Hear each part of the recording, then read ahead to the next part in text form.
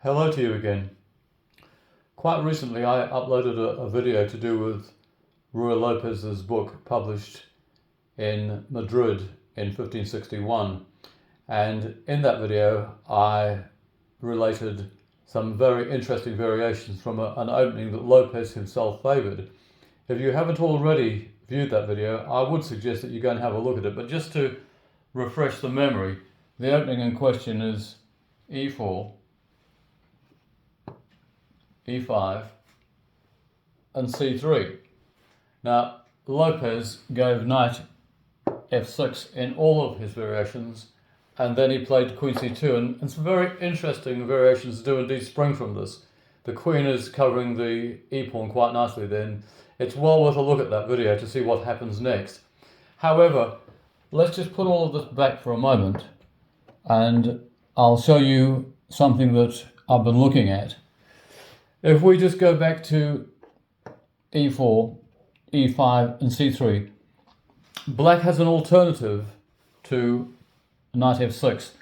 Now, I found this in Modern Chess Openings, MCO 1925, and the replying question? Well, black is striking in the middle of the board. Now, MCO doesn't go any further than this. It just gives that, and it's up to you. This is under the heading Irregular Openings nearly 100 years ago. It probably still is an irregular opening. So, is queen c2 advisable here or not? I don't think so, because you see, this time around your e-pawn would be attacked by a pawn and not his king's knight, and he would capture the centre, drive your queen into the centre, and then possibly you'd find your queen under attack. So I think a better line here is to capture the pawn. And you're immediately putting black on notice that if he doesn't take that pawn, say he does something like this, then all you need to do is that, and you can maintain your pawn, you can follow it up with this, and you have a sort of an English opening here, a pawn up, and that is a very advantageous position for white. So you're leaving black with the inescapable conclusion that he must play queen takes d5, and in so doing he's entering the sphere of the centre counter game, or the Scandinavian defence, whichever title you prefer to give it. So what do you play here? Well, you followed up with c4. Now, black's best choice, in my opinion, is there. However, he can also retreat to there. Both of these moves are in keeping with the centre counter. However, he can also play this. Is this advisable? Well, I don't think it is. What he's doing, of course, is he's thinking, well, if white plays bishop e2 to block the check, I can take the g-pawn. Well, he can, yeah, but bishop e2 is the correct move. You could play queen e2 there as well, but I think this works equally well. Now, black really shouldn't take the pawn. He should develop, and then, of course, you'd attack his queen and he'd have to move it. But if he goes after this on a pawn-grabbing exercise, then clearly he's hitting your rook in the corner.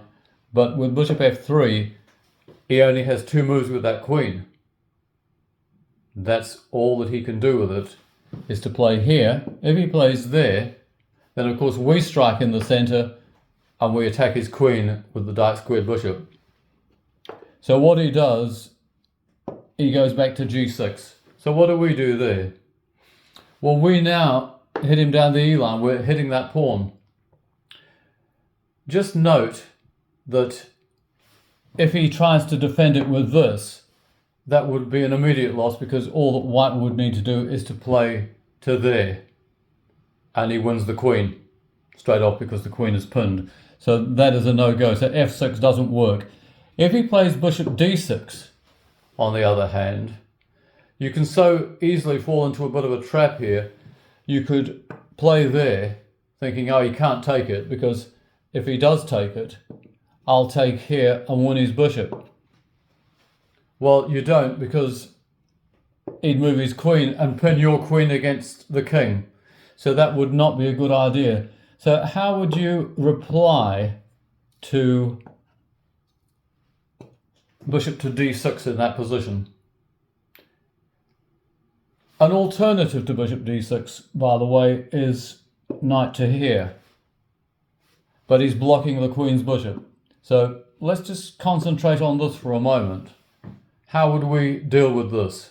What would we do?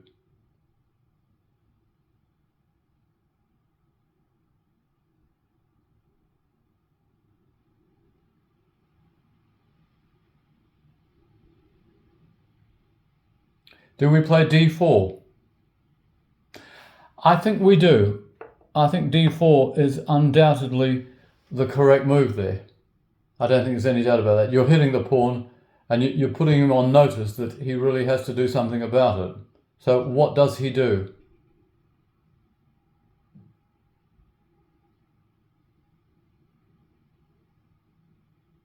How does he defend it?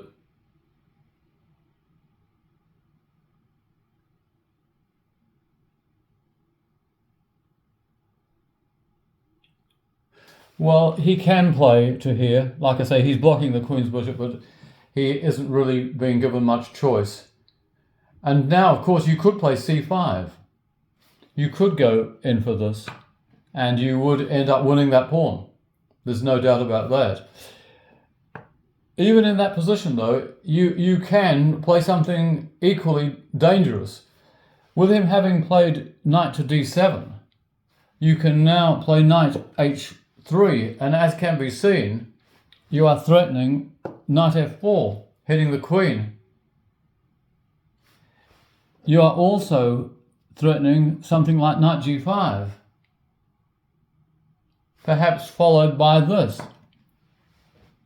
Remembering all the while that if he should play f6, you play bishop h5, so long as your bishop remains on that square, yes. And also, this is coming into the reckoning as well. There are all sorts of threats here, and this is a very dangerous line. Now, MCO, like I say, didn't take it any further than the first two moves, but there was plenty of material there with which to play around, and I would recommend it. So have a good look at it, see what you make of it. Like I suggested in the López video, this is an opening that might well do okay in speed chess because the opponent wouldn't be expecting c3 on the second move.